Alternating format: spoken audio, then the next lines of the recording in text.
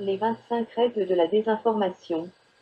Note, la première règle et les 5 dernières, ou les 6, en fonction de la situation, ne sont généralement pas directement applicables par le désinformateur traditionnel. Ces règles sont généralement plus souvent directement utilisées par les dirigeants, les acteurs clés ou au niveau de la planification stratégique de conspiration criminelle. À ne rien voir, ne rien entendre, ne rien dire. En dépit de ce que vous pourriez savoir, n'en parlez pas, surtout si vous êtes une figure publique, un journaliste, un politique, etc. Si ce n'est pas signalé, ce n'est pas arrivé et vous n'aurez pas à faire face à des problèmes. 2. Devenez incrédule et indigné. Évitez de parler des problèmes clés et concentrez-vous plutôt sur les problèmes secondaires qui peuvent être utilisés pour rendre le sujet comme étant critique de certains groupes ou thèmes sacro-saints.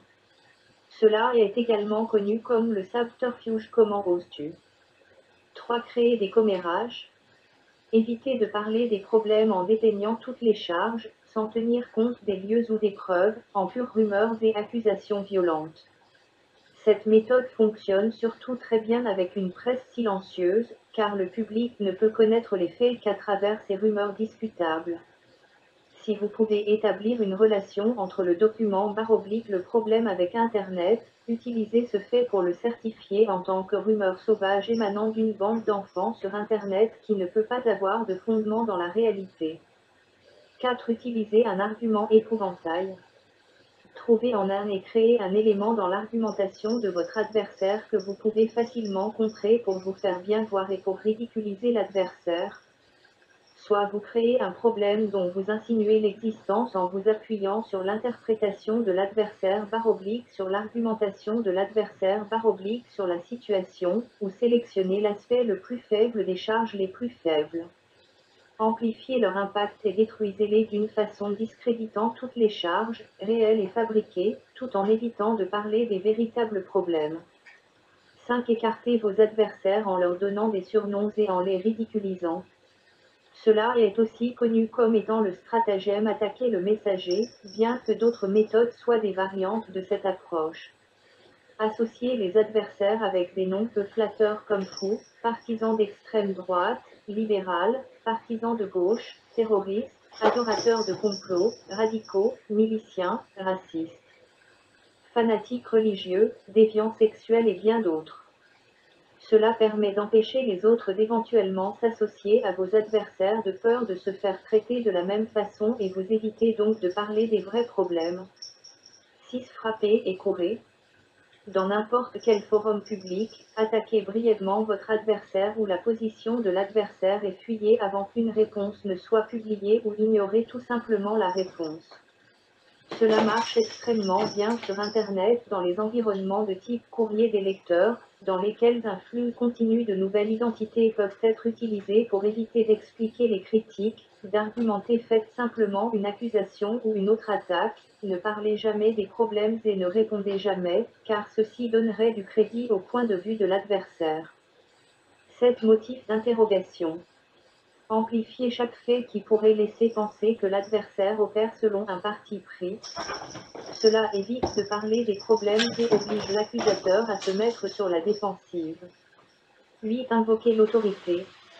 Prétendez que vous faites partie de l'autorité ou associez-vous avec celle-ci en utilisant assez de jargon et de termes pour illustrer que vous êtes celui qui sait et discréditer tous les propos sans parler des problèmes ni démontrer pourquoi ou citer des sources.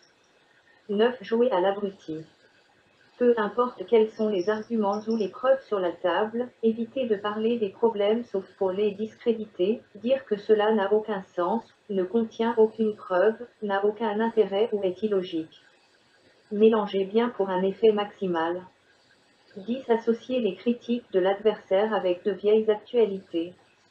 Un dérivé de l'argument épouvantail qui est une sorte d'investissement pour le futur dans le cas où le problème ne peut pas être facilement contrôlé. On peut l'anticiper pour garder le contrôle. Pour cela, lancez un argument épouvantail et faites en sorte que l'on s'en occupe assez tôt dans le cadre du plan alternatif, ou plan B.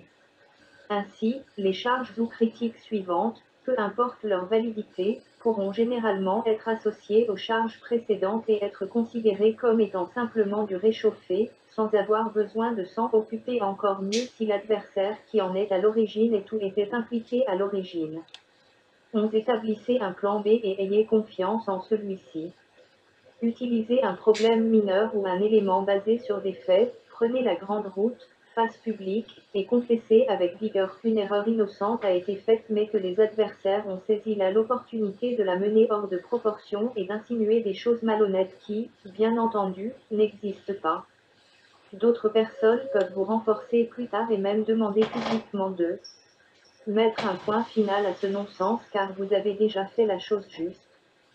Bien faite, cette technique peut vous permettre d'acquérir de la sympathie et du respect pour avoir craché le morceau et confesser vos erreurs sans aborder d'autres problèmes plus graves. 12. Les énigmes n'ont pas de solution. Prétendez que l'affaire est trop compliquée à résoudre en s'appuyant sur la multitude de personnes impliquées et d'événements.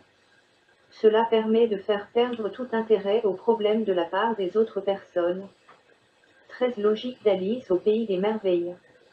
Évitez de parler des problèmes en raisonnant à l'envers ou avec une logique déductive qui s'interdit tout véritable fait important. 14. Demandez des solutions complètes. Évitez de parler des problèmes en demandant à vos adversaires de résoudre le crime ou le problème dans sa totalité. Il s'agit d'un stratagème qui marche mieux avec les problèmes relatifs à la règle 10. 15. Faites correspondre les faits à des conclusions alternatives.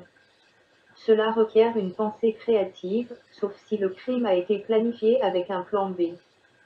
16. Faites disparaître les preuves et les témoins. Si cela n'existe pas, ce n'est pas un fait et vous n'avez pas à aborder le problème. 17. Changez de sujet. Généralement en lien avec l'un des autres stratagèmes listés ici, trouvez une façon de mettre la discussion sur le côté avec des commentaires mordants et controversés dans l'espoir de détourner l'attention sur un sujet plus gérable. Cela marche surtout très bien avec les gens qui peuvent débattre avec vous sur le nouveau sujet et polariser la discussion dans le but d'éviter de parler des problèmes clés. 18. Contrarier et provoquer les adversaires et donner leur une charge émotionnelle. Si vous pouvez ne rien faire d'autre, réprimandez et raillez vos adversaires et obligez-les à répondre de manière émotionnelle, ce qui va permettre de les faire passer pour des gens stupides et beaucoup trop motivés. Non seulement vous éviterez de parler des problèmes, mais même si leur réponse émotionnelle aborde le problème, vous pouvez après éviter les problèmes en vous concentrant sur ô combien ils sont trop sensibles pour critiquer. 19. Ignorer les preuves présentées, demander des preuves impossibles. Il s'agit peut-être ici d'une variante de la règle jouer l'idiot.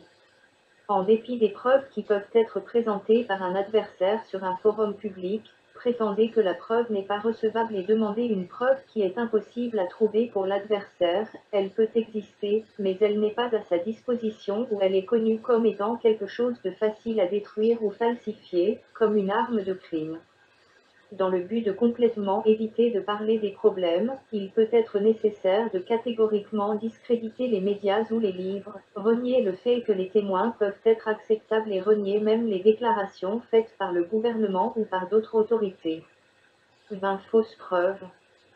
Dès que possible, introduisez de nouveaux faits ou indices conçus et fabriqués en conflit avec les présentations et les arguments de l'adversaire, un outil pratique pour neutraliser les problèmes sensibles ou entraver les résolutions. Cela marche encore mieux lors des crimes pour lesquels les faits ne peuvent pas être distingués des fausses preuves. 21. Faites appel à un jury d'accusation, un procureur spécial ou un autre corps habilité à l'investigation. Renversez le processus en votre faveur et neutralisez efficacement les problèmes sensibles sans ouvrir la discussion. Une fois réunis, la preuve et le témoignage doivent être secrets pour être bien gérés. Par exemple, si vous êtes de mèche avec le procureur, le jury d'accusation peut tout simplement refuser toutes les preuves utiles, laissez-les et les rendre inutilisables pour des enquêtes ultérieures. Une fois qu'un verdict favorable est atteint, le problème peut être officiellement considéré comme fermé. Généralement, cette technique s'applique pour rendre le coupable innocent, mais elle peut aussi être utilisée pour obtenir des accusations lorsque l'on cherche à faire un coup monté contre la victime. 22. Fabriquer une nouvelle vérité.